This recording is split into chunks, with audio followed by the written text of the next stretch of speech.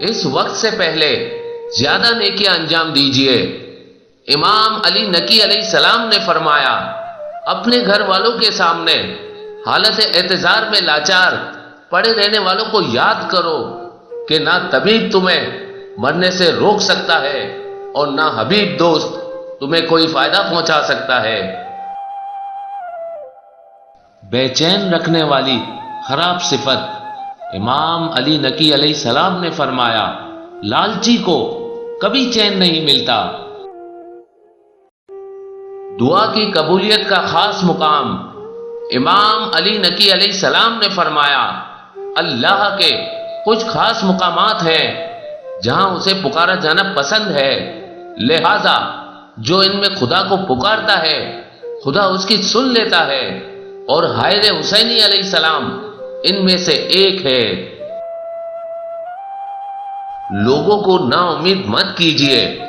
امام علی نقی علیہ السلام نے فرمایا، اپنے سے امید رکھنے والوں کو نا امید نہ کرو کہ خدا تم سے ناراض ہو کر تم سے دشمنی کرنے لگے۔ امام علی نقی علیہ السلام نے فرمایا، لوگوں کی حیثیت دنیا میں مال سے اور آخرت میں اعمال سے ہے۔ نفع و نقصان کی تجارت۔ امام علی نقی علیہ السلام نے فرمایا، دنیا ایک بازار ہے اور اس میں کچھ لوگ آخرت کے لحاظ سے نفع کی اور کچھ لوگ نقصان کی تجارت کر رہے ہیں۔ اپنے اوپر غصہ کرنے والوں میں کمی کیجیے۔ امام علی نقی علیہ السلام نے فرمایا، جو صرف اپنے آپ سے راضی و خوش رہتا ہے اس پر غصہ کرنے والوں کی تعداد زیادہ ہو جاتی ہے۔ اللہ کی ناراضگی کی فکر کیجیے۔